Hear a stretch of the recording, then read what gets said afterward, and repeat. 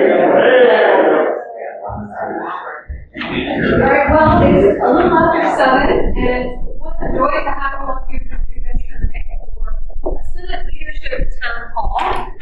We have a number of exciting new faces in the room and some faces we're familiar with. We want to really give our gratitude for you for taking the time out of a beautiful Monday to be here with us tonight to learn about the legislative process, the Wyoming legislature, and the Wyoming Senate. For those of you that don't know, I'm Senator Tara Nethercott, and I represent here in Laramie County. So for those of you not from here, which some of you I think are visiting, welcome to Cheyenne, your capital city. And I'd like to introduce now the Vice President of the Wyoming Senate, Tim Salazar. Thank you. Thank you. So I am Tim Salazar, State Senator from Senate District 26, which is Fremont County. And boy, I see so many familiar faces that make me smile. Thank you for being here. And it's a great privilege to be with you all tonight. And I'm looking forward to having a discussion and answering your questions. With that, I will give you the President of the Senate, Senator Bo Biteman.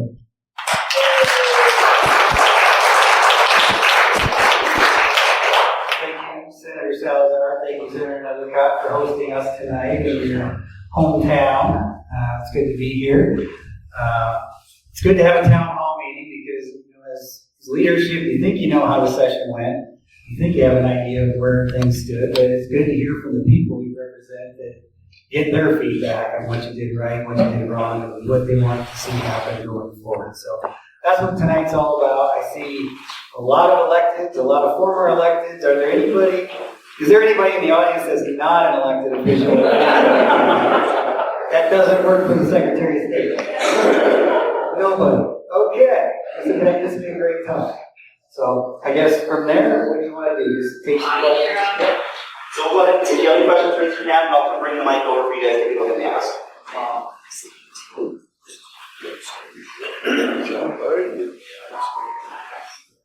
Thanks, Senator. So my question, obviously, we're headed into the budget session, but we're also headed into our recalibration on education.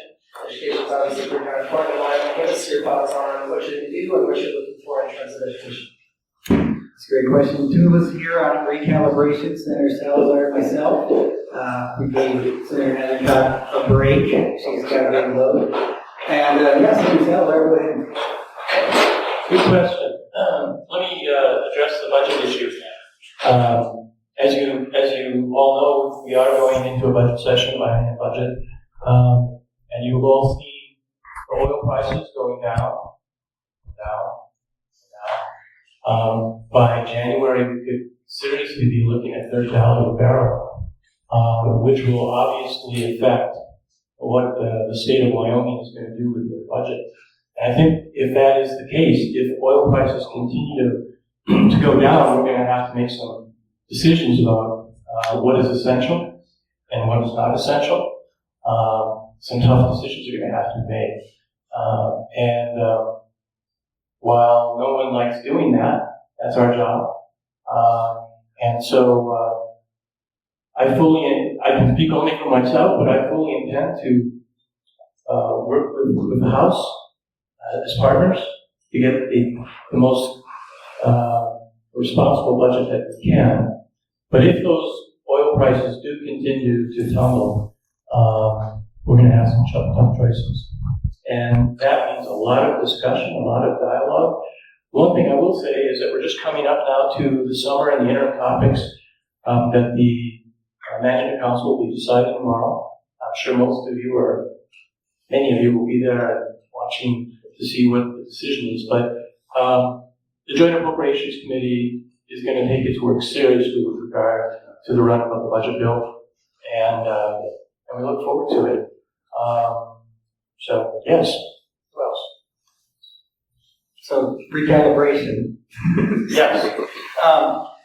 Dealing with recalibration, we just had a meeting of the minds earlier today, and kind of what I want to see personally come out of recalibration is let's get a good fresh look at this. I think there's a lot of members on the recalibration committee that haven't been on it before, which is good.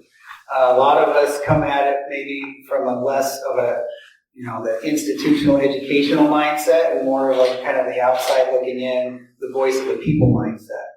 And what we've been doing over and over again isn't going to work. We need fresh ideas. We need to think outside the box. And what can we do to make sure that our education dollars are being spent wisely and we're not just keep constantly paying more and more and expecting different results. There's some low-hanging fruit out there that I can see just already without even starting the recalibration process. Adjusting the class sizes in the model to actually reflect reality. We pay, I think, 16-1 for students in elementary school. Walk into any elementary school around here, I bet you there's 30 kids in that classroom. Where does the rest of the money go? Educate, or the benefits that the teachers get, those teacher salaries, that can all go away. The 3-year rolling average is another thing that could probably be looked at. Maybe go to a year. That's savings, cost savings of probably hundreds of millions of dollars. There's a lot of things we can do. Transportation. We can talk about, is it more effective to silo money for teacher salaries versus putting everything into a block grant and then not having any control over it. So I think the people are hungry for solutions. And I want to come up with all this. I want to make sure we leave no stone unturned when it comes to finding solutions for fixing K-12 education and making it more sustainable. Yeah, just to follow up on that, I think what the president said is really key, which is sustainability for understanding K-12 education and how that coincides with recalibration. What we do know in Wyoming, we have a constitutional requirement and an obligation that I think we all can be proud of, which prioritizes education funding. And so we have been very blessed and fortunate in Wyoming to have our natural resources, primarily coal. And we set aside the majority of that money to fund education, to invest in our youth, to invest in our children. I'm proud of that legacy. I'm committed to seeing it in the future. However, as we know, our fossil fuel industry is under attack and is challenged not only by federal regulation, which we're not currently experiencing, but we may in the future, but also just the natural global marketplace. And so we have to be mindful of those realities and understand how we can sustainably fund education long term in light of our changing revenue streams. And recognizing that that trajectory is not sustainable the way that we are required to fund it. The litigation for school education is currently pending, is going before the Wyoming Supreme Court. And so probably in another year or so from now, we'll get additional guidance from our court about how our constitutional requirements, our statutory requirements, and how we're actually funding education can be better tailored to meet the needs of Wyoming's children. So that focus on sustainability and thoughtful changes to the recalibration to ensure that we can continue to prioritize Wyoming's children.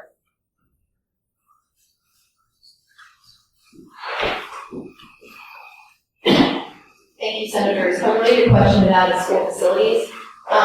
Taking off former legislator hat and putting on a mom hat, one of the first schools that's closing in Cheyenne and Miller Elementary, where my kids go. And we have fought for years to keep that school open because it's a small neighborhood school. We love our teachers, we love the atmosphere, and our school board members voted to close it. And the sentiment that we heard, and I don't want to put words in their mouth, but very much believe that they said, well, the study said we have to do it. And we're facing capacity issues. We have this constitutional mandate to provide the state of Wyoming to build schools. Then you watch fights that happen on the Senate floor about does Hamilton County get a new high school, does Rock Springs get a new school? We've had those fights in Cheyenne where we're fighting, we used to fight for schools in Cheyenne and still do. So I'm just curious if you're looking at recalibration and education issues, what your thought is on how we should be handling the other related piece, which is school facilities. Oh, school facilities. Nothing creates more of an annual fight within at least the Senate than funding schools. And each new school that gets presented to us, there's always an allegation that the school that's being challenged for funding isn't properly before the Senate or the legislature, and that there were challenges associated with that process to get there. That fight, I am just tired of it. It is an exhaustive fight, and the truth of the matter is really hard to drill down as to how we manage school facilities I think some of that issue comes down to information and messaging from our school facilities department, from our local communities. From a Laramie County perspective, what I have learned about that is the decisions about our school facilities here in Laramie County were made a long time ago, more than a decade ago, for how many of our local neighborhood schools would be torn down and replaced with larger schools. Before many of those parents with children now had kids in the school system and were prioritizing listening to those community concerns. And so fast forward to where we are today, where the alleged planned demolition of many of those small neighborhood schools have created a lot of challenges for our community. A lot of the parents with kids in those schools say, we really don't want that. We really appreciate the small neighborhood school, and we may be interested in paying for that ourselves, even if it costs more money. And so as a legislator and a state policymaker, I have to evaluate those concerns just as much as I have to evaluate efficient use of resources in building and funding schools. And so I do think it's time for us to reevaluate those historical plans and really ask ourselves whether or not the large school buildings that are being built now, where we have to bus our students to across town or across the county, are really what's best for our families and our students. And so I'm really interested in having a greater dialogue with Laramie County constituents and the state in understanding whether or not our school facilities model really is working for families of today. Just to tack on to the overarching issue of school facilities, I think Senator Nethercott hit the nail on the head locally, but going back to the fight we had with the Campbell School this year, Campbell County High School, we need to take a look at how we're building these schools and who's maintaining them and how we're paying for the maintenance of these schools, majorly. One proposal Senator Scott brought forward a couple times was, okay, you want a new school, go bond it. Take it to the voters and let's amend the Constitution and bond it with some equalization in there. That has failed every time. Hasn't made it through the Senate. Okay, what's the next option? Senator Driscoll's option was the other extreme, which was, okay, if the state's spending the money to build these schools, the state's going to maintain them for you. They cut the locals out of it. So there's no incentive to let your school building deteriorate over time to get a new school. Because right now it's kind of a perverse incentive built into the system where the weaker or the poorer the condition of your school is, the higher up on the list you go to get a new one. So what's the incentive to maintain your school? So that's an option worth exploring in my mind. I think it's because the current system is not really working, as evidenced by these schools aren't reaching their full life. When they were built, they were supposed to last X amount of years, and they're not. And we built how many new schools with that Coley's bonus money? How many years ago? Guess what? In a decade, they're going to start to be replaced again. That was billions of dollars that we don't have now. So we've really got to think about it now, how we're going to handle school facilities in the future. Will answer, Senator? Sorry to keep everything in one subject, but on recalibration, I think we're on Campbell Court Case 5 that we're trying to follow now. Lots of different feelings, thoughts. A new thing just came out, going to be facing the Supreme Court. But I think right now is the first time I heard someone talk about efficiency, which is a constitutional mandate in Article 7, Section 9, that the legislature will create and maintain a thorough and efficient system of public schools. So will a focus of the recalibration be defining what is thorough and efficient, not nice and nostalgic, or are we just going to keep spending money to make people happy for their group and forget about rural Wyoming? Thanks, Joey. Yes, we will be looking at efficiencies. We spent a lot of money on an efficiency study that we really didn't do anything with. A lot of people can't change that, but nothing really happened. So that's going to be, again, the push of this recalibration effort is going to be looking at the low-hanging fruit, like I talked about, and efficiencies. They're there. It's a convoluted system for sure, but I think, to me, what's important is efficiency and transparency. If we can come out of this funding model ordeal and recalibration, hopefully the taxpayers will have a better idea of how their money is being spent on K-12 education, how the system works, and because who really knows how teacher salaries are determined in your local district? Some people think the school boards do it. A lot of people blame us for everything. The bad stuff is our fault. The good stuff is what they did. So it's really confusing to a lot of people. And I hope this process, as covered by you and the rest of the media, will help people understand how this thing works. I'll let the lawyer talk about the court case. Which I will not do. However, on efficiency, one of the challenges for Wyoming, and the reason why our costs of K-12 public education are so high, is we do have a challenge for an efficiency of resources based on our rural population. So rural Wyoming most certainly does matter, and we know that it matters as a result of investing significant sums of money in a way that may not be as efficient numbers-wise, right? So how do we fund education statewide when we have very small rural counties, and we have larger counties like Laramie County, when all of those communities need a school building, they need teachers in those buildings, and they need a full basket of goods associated with education.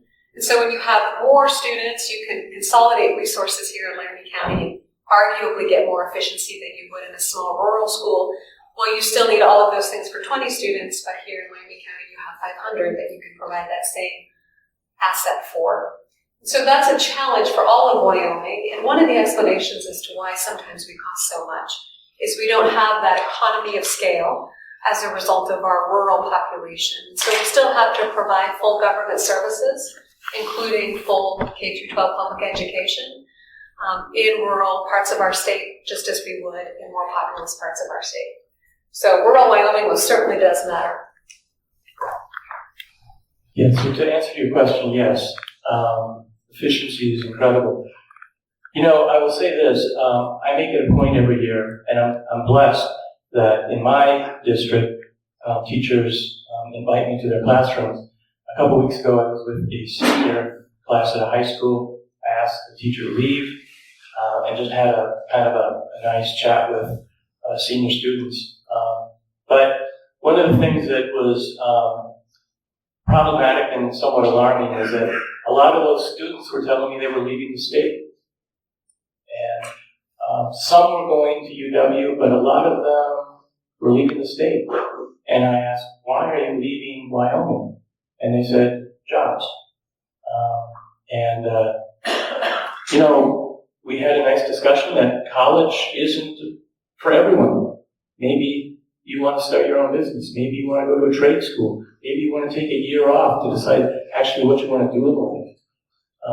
But I believe the state legislature has a responsibility to give the best education that we can to our students. But at the same time, we have to make sure that our money, taxpayers' money, is spent efficiently.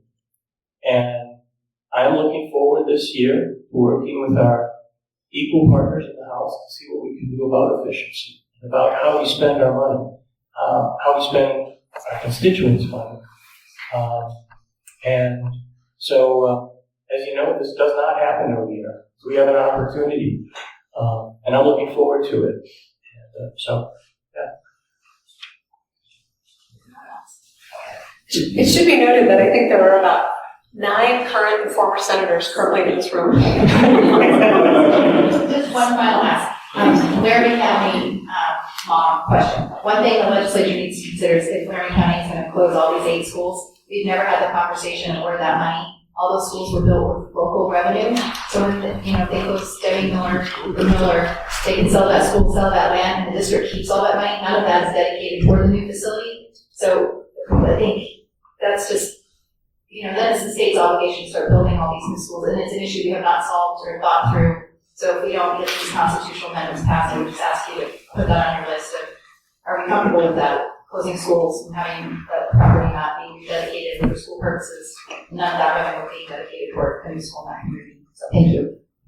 Senator Ellis, we miss you on the education committee. Yes. and tribal relations. One of the challenges that I've had recently, and I'll just share for how the legislature works overall, you can't be an expert at all things. Certainly over time you learn more and more with experience.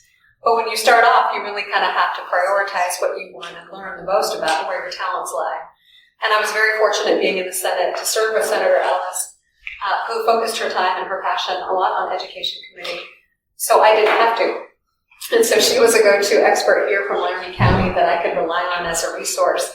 And so now that she has retired from the Senate, that resource is sorely missed. And so we appreciate your questions. But I do think that the challenge associated with understanding local revenues, historical local revenues, and state revenues, and how those interplay with each other, I don't think there's a solid understanding of that across the legislature. I think there's some currently in this room and some in the legislature that have a better understanding of how that works.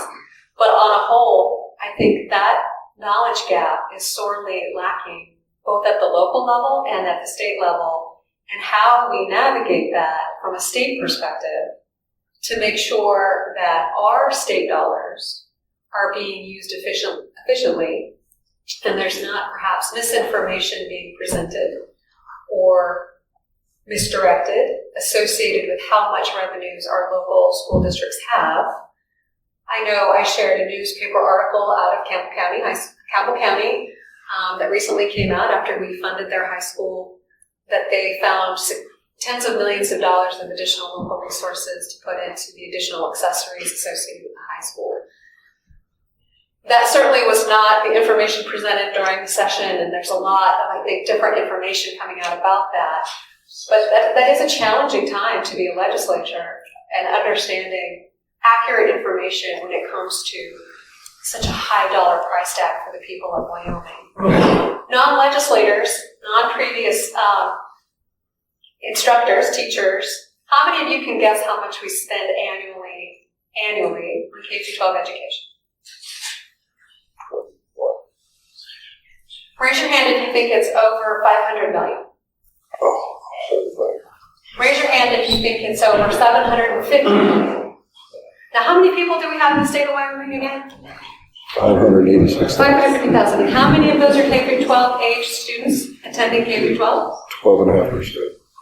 And so, okay, so we were just at 750 million. Raise your hand if you think it's over 750 million per year that the state pays for. That doesn't include local revenues. Okay, how about $1 billion? Obviously, way too high. I just bet $1 that was way too high. Yeah. Representative Johnson, any ideas? Former legislators? About 20? Is it about 20,000 per kid? It's about 17,000 per kid, but annually we spend about $1.5 billion with public education. And that does not include the local revenue, so about $3 billion a year, or a biennium. So we have a lot of revenue that we put towards public education. And so that is that trajectory that we need to understand how to continue to fund that. Any legislators in the room that would like to dispute that? Senator Landon? No, you're doing great. Go team. Do you agree with that number? Where's the big one? What's that? Do you agree with that number? Yeah. Yeah, we'll go to the next one. Okay. Yeah, I was just wondering if you guys could explain the Senate's position for not passing a supplemental budget. Good question. So the question was, how did we come about the decision to not do a supplemental budget?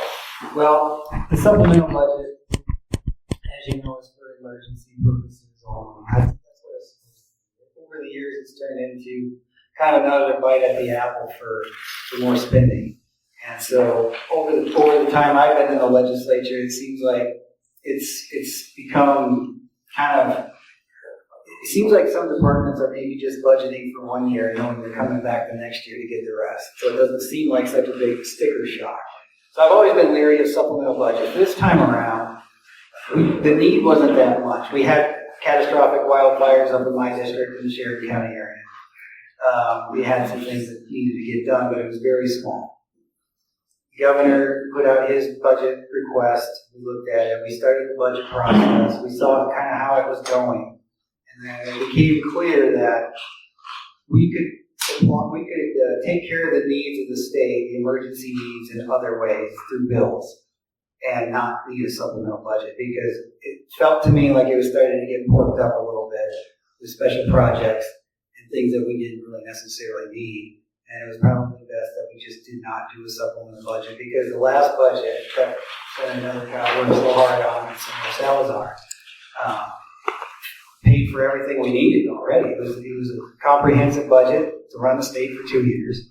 We weren't even halfway through the biennium and we had another almost $1 billion of spending that I didn't think was necessary. So back to the Price is Right. What is the historical biennium budget for the state of Wyoming?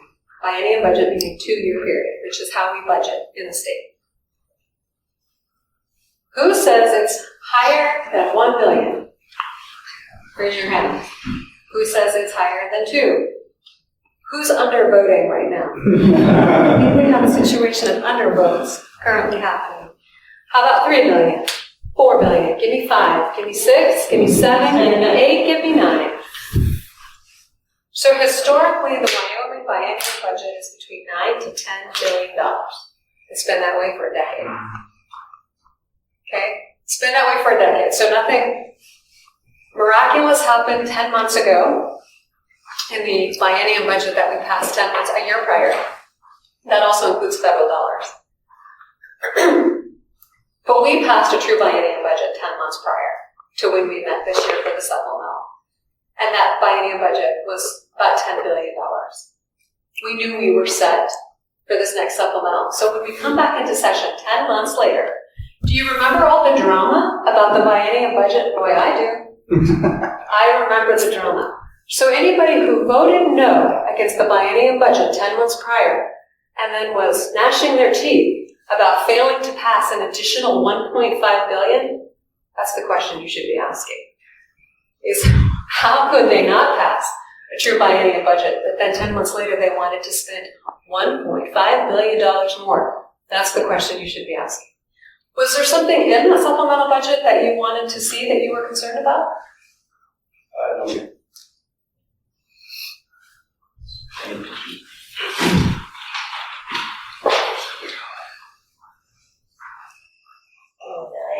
I heard Senator Ellis speak of Miller and what he going to remain. And when we're talking about efficiency, I imagine that you are considering performance when you're considering efficiency. Because parents like Senator Ellis, who are invested in a small school, which oftentimes perform quite well in comparison to larger schools, that's what motivates people to be in the fight to keep those small schools. So I imagine, is it true that you consider performance when you're considering efficiency? The answer is yes, obviously. Most definitely. And in fact, in my neck of the woods in Fremont County, we have a small school called Du Bois. They do very well. They do it with less money than other schools. And so proficiency works. And I don't think we would be doing our jobs without that as a factor in recalibration. So, yes. So I represent Sheridan County School District 1, which is a smaller district, a rural district.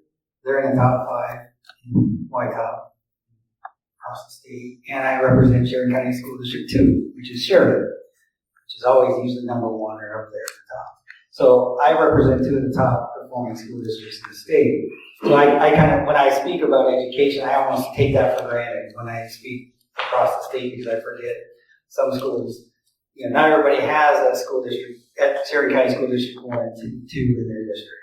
So, but yeah, absolutely, performance is top. That's what we're here for. That's what public education is for, is to do the best we can and be the best. And I think it's something that other districts should try to emulate. But what are these guys doing year over year that works? You know, Sheridan County School District 2 really got on board with PLCs early on. We were early adopters of professional learning communities and teacher collaboration and those types of things. So other schools started to say, hey, what are you guys doing? What's the secret recipe here? And it became more student-focused learning, like making sure every student's getting the attention they need, and nobody's really, if one kid's struggling in one class, other teachers know about it, so they can pick up what that child's unique needs are.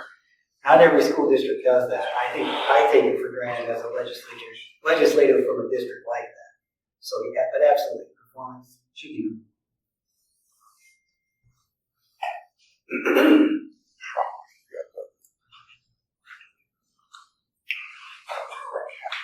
On the supplemental budget, I'd just like to say, because you're exactly right, they always come every time. There's 4 agencies that have come for the last 2 decades, every supplemental budget. And the way it works is their budget starts on July 1. July, August, September, they're in the governor's office asking for more money. They're not even 15% of the way through their budget. They come without any suggestions on how they could save on their spending. So I really appreciate killing the supplemental budget.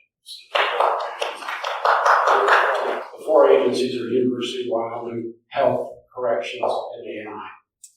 So in defense of those agencies, just because I want the public to understand that it's a joint challenge when it comes to the budget. And so the practice has been for a long time to have a more robust supplemental budget. And it really was custom and practice to really do the budget process each year. And the supplemental budget became pretty robust. So in defense of those agencies, they were just following historical practice and custom. I think the Senate leadership had a conversation and thought, this really needs to look differently. If we are going to take it back to a part-time legislature, to take back the role of the Appropriations Committee, to really focus on the biennium budget, make sure those agencies are focusing their asks at that time and not relying on coming back just whenever they need to get money and resource. So as President Biteman indicated, should be devoted to emergency requests or unanticipated requests or unforeseen requests, not necessarily everything being in that emergency as in a wildfire bucket, but certainly unforeseen or unanticipated requests. And that way, when we have agencies coming forward in a supplemental for new employees, from an Appropriations Committee perspective, I would find that frustrating because I thought you didn't know 10 months ago that you needed an additional employee or that you weren't anticipating that at the time we were crafting a biennium budget. And the challenge with that was it really made it difficult to understand what our budget was or what it would be because each year we would add to it. Just if we had passed the supplemental, depending on which version you went with, you're looking at an additional increase of $1 to $1.3 billion that would have been added on to last year's budget, taking it into about an $11.5 billion biennial budget. And so that was really taking us to a place that was too far, but it was really hard to break that custom and practice to say, we need to know when to say no. It's not that we don't believe that you have these legitimate requests. It's just they need to come in a biennium structure so that we can plan better and understand our overall biennium costs. Yeah, if I could just add on to that, as I mentioned earlier, we're gifted with oil and coal, but as I mentioned earlier, the cost of the barrel of oil could drastically change by January. That puts an even greater burden on the Joint Appropriations Committee to craft a biennium budget that is within our means, but still fulfills the stability that we want for the citizens of Wyoming. And so that is going to be my top priority, to create that type of a biennium budget that provides that stability. But at the same time, we are going to have to decide what our priorities are. That will be the challenge. This is an important topic for the budget and the process in general, because this session was 37 days, we didn't email 40. So it was a general session. It's time for legislators like ourselves can bring bills in the general session. We often get criticized during a budget session when we bring bills, personal bills that aren't non-budget related. People are, oh, it's a budget session, why are you bringing 3 bills, right? You hear that all the time. Well, here we are in a general session, and we're devoting, 4 days, working days out of 37, which I wouldn't even count 37. So day 1, what was day 1? Nothing. Nothing happened. What was day 37? Nothing. Playing computer games on your phone because we're sitting around waiting for conference committee reports to come in. So 2 days, now you're down to 35 days. Day 2, nothing happens because I assign those to committee, and the committees just start getting work. So day 36 is conference committees. So you take out the bookends of the session, you really, when you get down to it, you maybe get about 33, 34 days of working days in the budget, in the general session. Budget session, same thing. 20-day session, but the first couple of days nothing happens because we're just ramping up, and the last couple of days nothing happens. So now we're looking at probably 13 to 15 actual working days in the budget session. So people are going to be bringing, say you have 200 bills filed in a budget session, and everybody's going to be screaming because their bill didn't make it. Well, you really only have 15 to 17 days to get your bill through. General session, you have 400 bills filed. That's a ton of bills. And then we have to deal with the supplemental budget. So I'm for, if you really want a part-time legislature, if you really want us to get the state's work done in 60 days, every 2 years, we don't need to be doing a budget every year because it sucks all the wind out, it sucks all the air out of the room, and it takes time away from doing the people's business. We're a complex state. We're a lot more, there's a lot more going on now than there was in the 1800s when we decided on this model. So we work our butts off. We work probably 14, 16-hour days while we're here. It's a gruel, it's a grind. And I just think doing the supplemental every year and doing a monster supplemental, these things are getting huge. I think it's important that we get back to doing an actual biennial budget. Because I think we'll be doing better work for the people.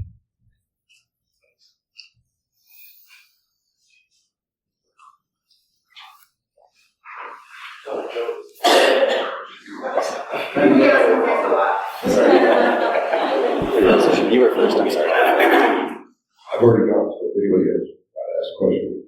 One question I got was, can Tara hold the microphone closer to her mouth? Yeah. Legal lecture volume, not legal lecture tone is what I'm hearing. That's what they want to hear. Since we're kind of still on the supplemental budget, a kind of 4-part yes or no question you can elaborate on after. Supplemental budget didn't happen.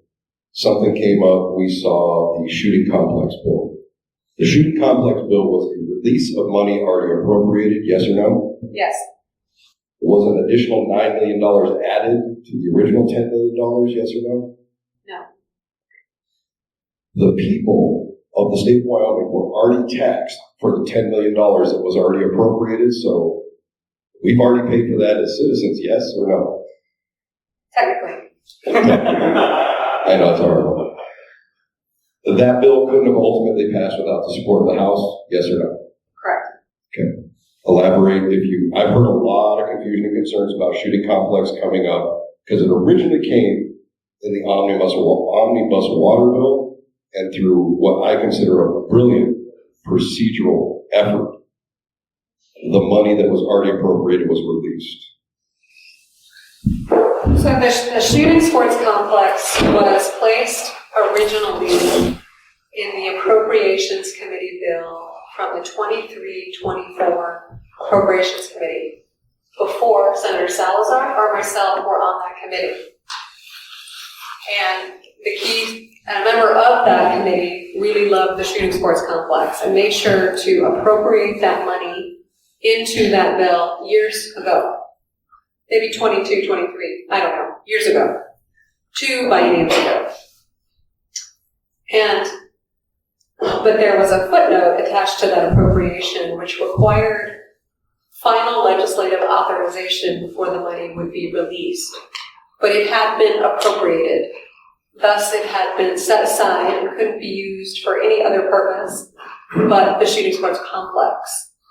But because there was this lingering legislative control, it couldn't actually be used for the approved project that had gone through the process that the state had laid out. And so the state had put forth a process to determine which community in the state would be able to qualify for the shooting sports complex. And a number of communities across the state bid and tried to get it into their communities, and ultimately Cody won that process and did all of the legwork in order to be eligible to do so, and that includes getting the land availability, having the natural revenue, their local revenues to be able to sustain it, to participate in with that program. But there was no ability to pull the trigger, no pun intended, to get that project off and going because of that legislative footnote in that historical budget bill.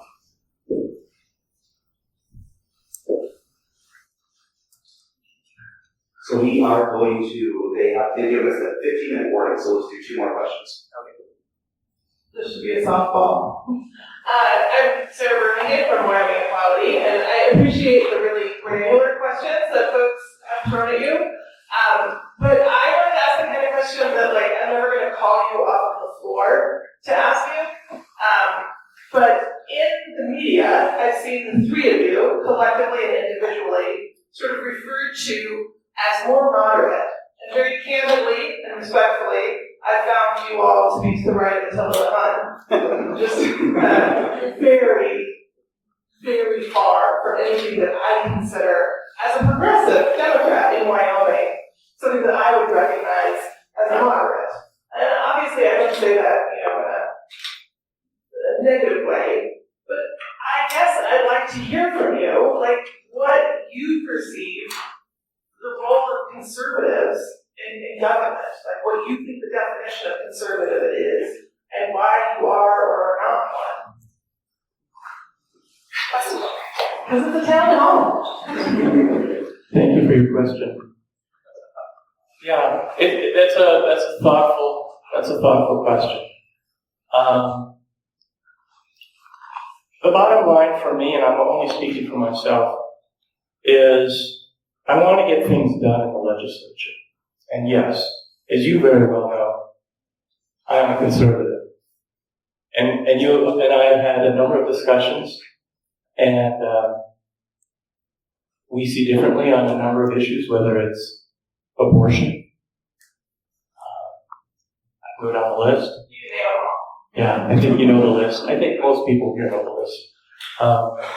The bottom line is, I want to get things done and I want to get things passed. I'm not in the legislature to make a point. I just want to bring good law back to my constituents. I represent in my Senate district a fairly conservative district who believe to a great extent the things that I believe. They sent me back last year for 4 more years in the Senate. But I don't want to get into the issue of why we're in leadership today. I would simply say this. I want to deal with all people in the legislature who are willing to talk to me and come to a general agreement of things that I would like passed that will help my constituents. If I talk to someone who is considered not a conservative, I don't care if I'm attacked, because at the end of the day, I ran for office to try and get things done for my folks back home. And so, if you look at my voting record, if you take a look at my votes, they haven't changed since 2017 when I came into the legislature. But I will tell you this, I've learned a lot since 2017. I think I've learned that instead of labeling people, some of my friends who helped me pass even this session were people that when I came in I would never have talked to. I think I cannot operate that way. So now I'm standing next to 2 folks who I'm very happy to work with. I'm looking at some senators around here who, strangely, are not only friends, but they've helped me. pass what I think is good legislation. And as a former legislator, I think you probably know what I'm talking about. So that's the best I can answer that question. Good to see you, Sarah. I think, one thing that comes to my mind is, you're Democrat, so what kind of bills would the Democrats be passing if they had the trifecta? It would be your party platform, basically. All the stuff that matters to your party would be getting passed. It would be no surprise to me as a Republican in the minority that the Democrats are doing Democrat things. I find it no different when the Republicans have a trifecta and we're doing Republican things, like passing, lower taxes, getting rid of gun-free zones, pro-Second Amendment bills, pro-life bills, getting rid of DEI. You can go on down the list of everything that the Republicans care about, and I feel like that's what we've been delivering. And, I've been called a lot of things. Leo calls me far right. Some people call me, some of the Freedom Caucus guys might call me a moderate. I don't know what the hell I am. I just know I'm an American. I'm a Wyoming guy. I care about my state. I love my state. And I know what I believe in. And I know my voting record speaks for itself. And so, labels are labels. I don't care. I like Tim said, the Senate's like a family. I came in the house. House is a lot different. It's more it's a lot more attacking each other and stuff like that. The Senate is more like family. Everybody's got that crazy uncle in their family, right? But you still love them. I'm not pointing at we all get along really well. And it works, right? There's only 30 of us, 31 of us. And, you learn how to build the relationships with people. And like Tim said, your friends help you out when you agree. You're always going to agree on something at some point in time with somebody. And it's just good. I like it. I like being in the Senate. I'm honored that my colleagues chose me to lead the Senate with these fine people. I think we're doing a good job. We're doing the best we can. I know we love this state and we want the best for the state. And we wouldn't be doing it otherwise. And we're just regular people trying to do our best. Here, here.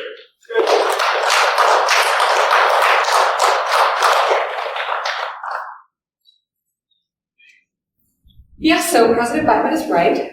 Though it's true, have I angered the left? Yes. Have I angered the right? Yes.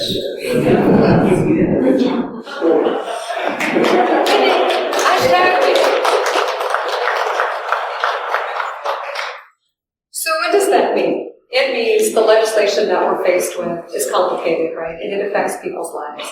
And I'm very much aware of that honor, that duty, and that obligation that all of us in the legislature that are elected to do are there for the right reasons, which are to make a difference in the lives of Wyoming citizens. We really are. This job is hard, it's difficult, it requires a lot of sacrifice. We endure a lot of criticism. The reason why we come back and ask for your vote again, the reason why we show up and put ourselves in positions of leadership for more criticism, is because we genuinely believe we're moving the needle, that we are making a difference for you, for Wyoming. That we want to make a more stable, stronger future for you and for this state, because Wyoming and rural Wyoming matters. So however anyone wants to label me, the left labels me far right, the right labels me all kinds of things. I just am driven by logic and try to do what I believe my 5 generations of Wyoming history compels me to do, and what my constituents who vote for me ask me to do. And I try to make those right decisions every day. So I hope I'm making you proud. I know there are times you are proud of me. I know there are times you are disappointed. Those likely will continue. But just know that I hope to make you proud, and that you recognize that I am working hard for you and trying to do the right thing, as well as this leadership team standing before you today. So take comfort and know that truth. It's all for you.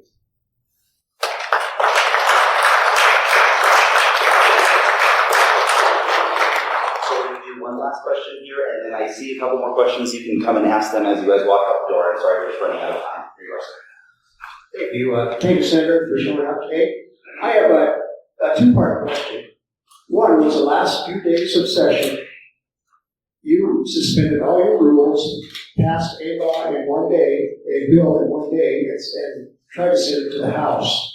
And I would like to know what that bill was for and what was the immediate consequences of it. Why did we have to do that all in one day? The primary purpose of going through that exercise from the Senate's position was to demonstrate to the House and to the new legislators how to do something pursuant to the rules. So rather than amending a bill with a topic that's not germane to the bill's topic, Senate File 40, a number of the other budget amendments that were attempted to be tacked on, i.e. student sports complex to an omnibus water bill, not germane, Senate File 40, not germane. We said there are ways that you can do this properly pursuant to the rule. Look how easy it can be done. It just requires getting consensus of a majority of your chamber. If everyone is in agreement, our rules allow for this process to take place. Watch us do it. And that's what we did. Okay, the second part of the question was convention of states. And you say that rules are rules and they should not be broken and that we will not have a runaway convention.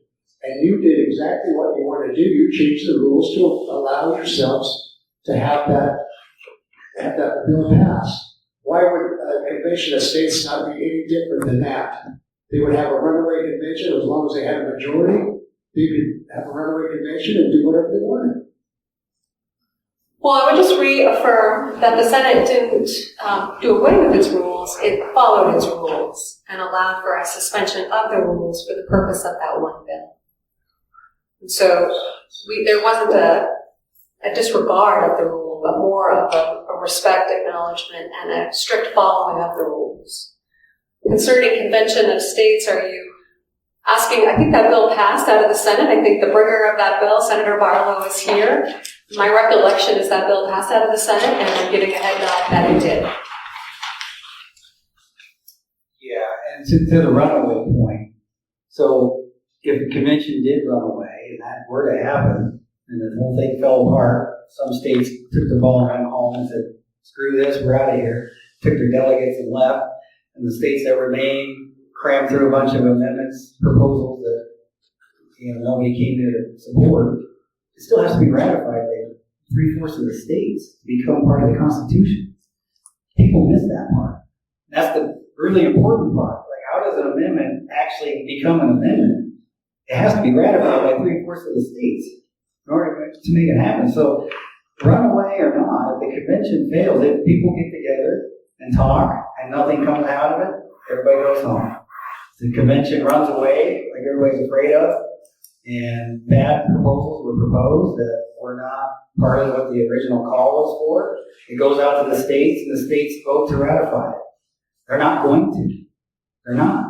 They're not going to ratify amendments from a runaway convention. If we do, then get ready for another civil war, I guess, because that's what will happen. I mean, the country will tear apart if something like that were to happen. Well, I realize that you have terrible responsibility now trying to get our No. Just hold the button down. I realize the consequence of not having the convention of states and not having our United States follow the rules that were started out in the Constitution. But what I'm saying is, if you say we have just got to push this one little part of the Constitution away, have it ratified because it's so important to the world, we could just forego our Constitution. We need to do this to save the country. We're going to kill the country to try and save it. And once you put that to the vote, the people are going to say, we need a balanced budget amendment. We need a balanced budget amendment. We need term limits.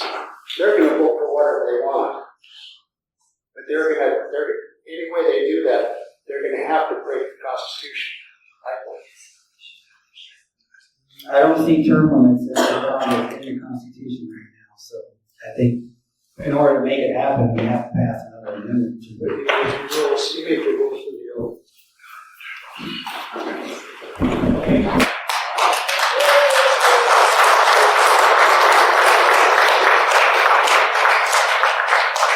The chief library lady came in, I saw her, she gave the look. That's a look I do not want to challenge. But we want to thank you all for spending your evening here with us. We really do, for your time and attention and courtesy and respect.